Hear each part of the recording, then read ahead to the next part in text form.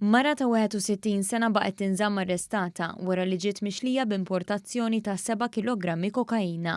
Carmen Delgado mill-Venezuela ġiet arrestata fl-ajruport wara li uffiċjali ta' dwana lemħu kompartiment fals fil-bagalja u talbu l-intervent tal-pulizija.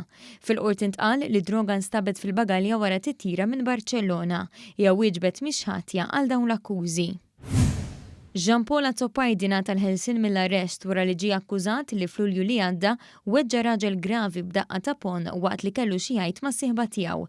Fil-qort instema li l-allegat inċident seħħ fl-aħħar ta' Lulju li għadda fil-kumpless Ġampula, meta l-akkużat li jaħdem bħala bouncer ma riferra argument bejn koppja.